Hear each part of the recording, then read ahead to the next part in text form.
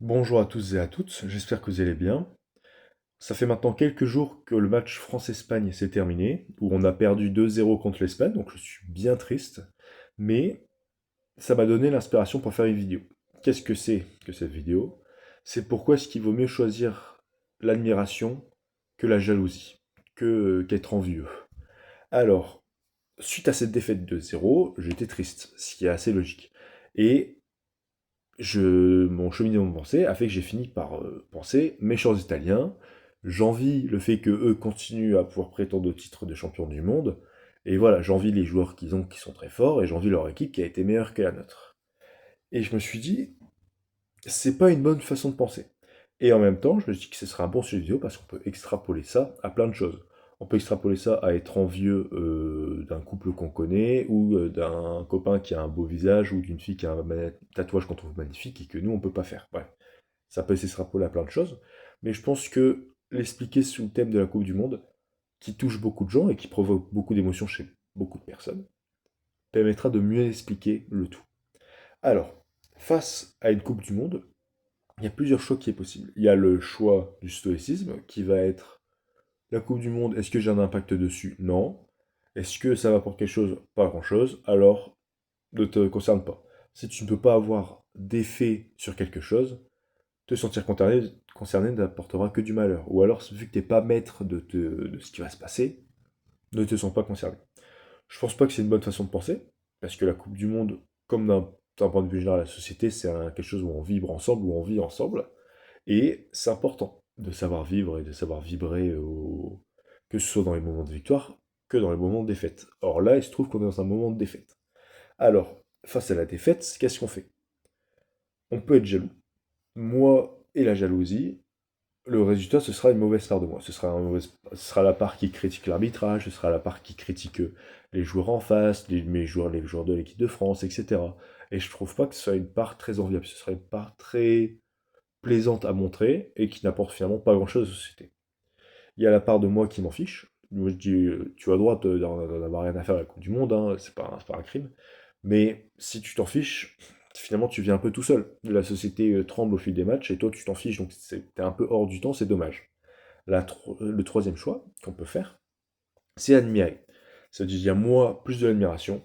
C'est que je me dis, waouh, je suis quand même chanceux d'être touché par de si bons joueurs, de pouvoir voir de si bons joueurs jouer. Et hors foot, je suis touché un peu par la grâce des autres. Je vous explique. Une fille qui a un tatouage magnifique ou un garçon qui a un tatouage magnifique, on s'en fout.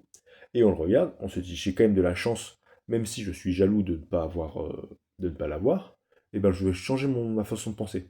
Je ne suis pas jaloux de ne pas avoir ce tatouage ou que la personne soit plus belle que moi, mais j'ai de la chance de pouvoir regarder une telle beauté, de la chance de regarder un tel tatouage, un tel art s'exprimer au travers de moi, pareil quand on regarde des peintures. Plutôt que se dire, ah, je suis jaloux parce que la Joconde est magnifique et moi je sais pas faire un truc comme ça, se dit, j'ai quand même de la chance de pouvoir observer des gens qui ont fait quelque chose d'aussi magnifique. Bah, ça va avec les Joconde, ça va avec la nature, ça va avec tout. Et c'est facile à dire. C'est facile à dire avec du recul, après quelques jours après la défaite, etc. Et en plus, bon, même si voilà, j'ai suivi cette Coupe du Monde, je suis pas non plus le plus gros des footix, et je suis bien conscient qu'il y a des situations hors Coupe du Monde où la jalousie s'impose un peu d'elle-même. Mais il faut essayer d'élever notre vision. Élever notre vision, c'est pas facile. Dans la défaite, c'est pas facile quand vous êtes moche et que votre ami est beau et que à chaque fois que vous le voyez, vous dites putain, il est vraiment beau gosse et moi je suis vraiment moche. Mais voilà, il faut faire avec. Il faut faire avec et il faut. Je vais vous essayer de vous expliquer comment faire. Alors moi je suis pas touché par le fait que mes amis soient beaux et que moi je suis moche parce que je suis magnifique. Mais voilà, on a tous nos complexes, on a tous des choses, des beaux tatouages, des belles choses qu'on n'arrive pas à faire nous, et ben voilà, c'est pas grave, admire, admire. Et comment admirer finalement? Comment ne plus être jaloux et se transformer en admirateur? Bah déjà, c'est pas choisir trop vite. Pas choisir trop vite, pas juger trop vite en boudant. Je dis pas qu'il faut s'en fiche, se ficher de tout, mais face à la défaite, j'ai soufflé un bon coup, puis je suis parti dormir. Parce que suite à la défaite de l'équipe de France, défaite de l'équipe de France, qu'est-ce que j'allais faire? J'allais cramer des voitures, ou j'allais bouder, ou j'allais insulter des gens en Espagne, enfin j'allais aller sur les réseaux sociaux insulter des Espagnols. Non, ça sert à rien. Ça va juste augmenter le mur de préjugés, notamment de jalousie ou de haine que j'ai, et il sera d'autant plus compliqué à escalader par la suite. Du coup, j'ai perdu, tant pis, je suis triste, mais ça arrive, va dormir. Franchement, va dormir ou va faire un autre truc et tu y réfléchiras plus tard. Une fois que ça a un peu reposé, tu vois tes choix. Tes choix, c'est assez simple. Tu peux être triste ou tu peux être content. Par exemple, là, la finale de la Coupe du Monde, ce sera Espagne-Argentine.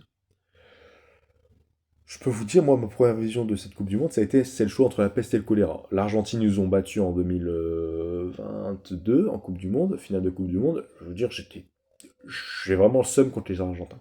Mais en même temps, l'Espagne, ils ont battu en Euro et ils nous ont battus autre part. Et ils nous ont battus à cette Coupe du Monde-là. Donc, voilà, tu peux te dire, ah ouais, mais c'est le choix entre les deux pires équipes, franchement, j'en supporte aucune, etc. Je suis dégoûté, je vais pas regarder le match. Et tu as tout à fait droit.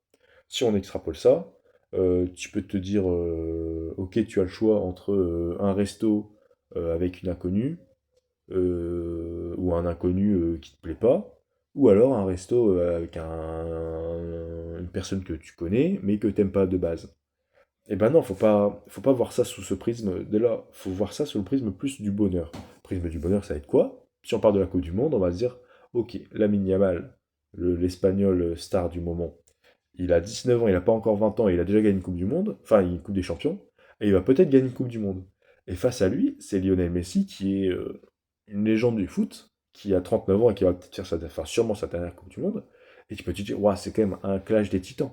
Un clash de, comme je vous ai dit, d'artistes qui me touchent par leur grâce. Et voilà, et c'est beau, on va regarder le match en espérant qu'il y ait un destin magnifique qui se produise.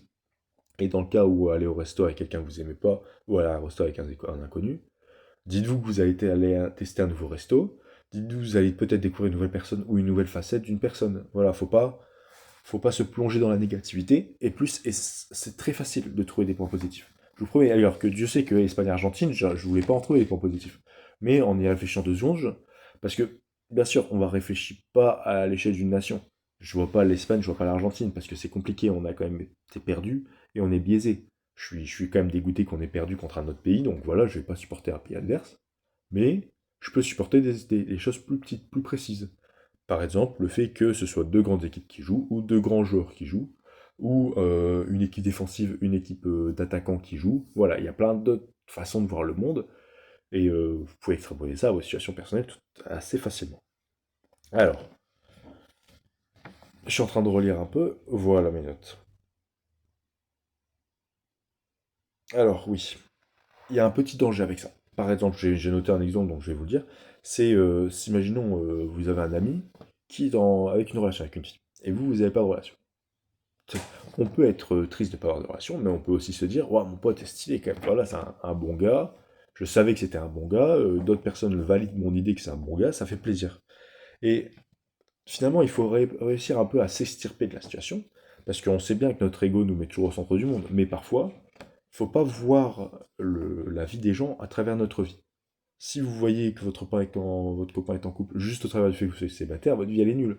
Alors que si vous voyez que votre copain est en couple, et vous dites, toi, j'ai quand même eu raison de sortir avec ce mec parce qu'il est grave classe et tout, il est grave beau gosse, et il a un super, voilà, je suis super content pour lui, et ben ça facilite vachement la vie. Alors je mets un petit attention à côté de ça, parce qu'il faut pas non plus vivre une vie de spectateur, sans avoir aucun ego, sans avoir voilà, de toujours regarder les autres, toujours être content pour les autres, mais finalement ne rien attendre pour soi-même. Parce que non, il faut avoir des attentes pour soi-même. Mais ne pas être jaloux des autres, c'est déjà une grande étape. C'est déjà quelque chose de très positif. Alors, et finalement, si le choix qui vous attend, c'est quoi? C'est le stoïcisme, c'est-à-dire je m'en fiche. C'est d'être jaloux de l'autre, ou c'est d'avoir du bonheur pour l'autre. Autant choisir d'avoir du bonheur pour l'autre, c'est bien. C'est le meilleur choix finalement. Enfin, vous pouvez vous en ficher, enfin, vous pouvez être neutre, ce qui n'est pas un mauvais choix non plus. Mais avoir du bonheur pour l'autre, c'est le meilleur choix. Alors bien évidemment, ce que j'explique, c'est pas très requin-friendly. Si vous voulez devenir un grand patron, ou que vous avez des très grandes idées de vous-même, c'est pas forcément la meilleure façon de penser. Je pense qu'il faut un certain esprit compétitif qui parfois nécessite d'être jaloux ou envieux, et ça je le comprends tout à fait. Mais de la même manière qu'on pense qu'on apprend beaucoup dans la défaite, on peut tirer beaucoup de joie de la tristesse. Je peux tirer beaucoup de joie de regarder une belle Coupe du Monde, une belle finale de Coupe du Monde entre deux grands joueurs, plutôt que me plonger dans la tristesse et de pas regarder le match parce que je suis dégoûté. Tout en prenant en compte, bien évidemment, que l'un comme l'autre, l'apprentissage dans la défaite et la joie dans la tristesse, restera toujours inférieur au fait de gagner. Voilà. Le fait de gagner, c'est quand même le plus beau, le meilleur, et il faut toujours qu'on soit un peu poussé par l'envie de gagner, parce que sinon on devient un peu quelqu'un de triste dans la vie, un spectateur de sa propre vie. Mais si jamais vous êtes face à l'inévitable ou face à un fait, eh ben, soyez content pour l'autre. Soyez pas jaloux. Ce sera le mieux. Et ce sera bien plus agréable pour vous aussi. Vous profiterez un peu de la lumière qu'il apporte, plutôt que de vous plonger dans l'ombre. Voilà. Sur ce, je vous laisse. À la prochaine, bye.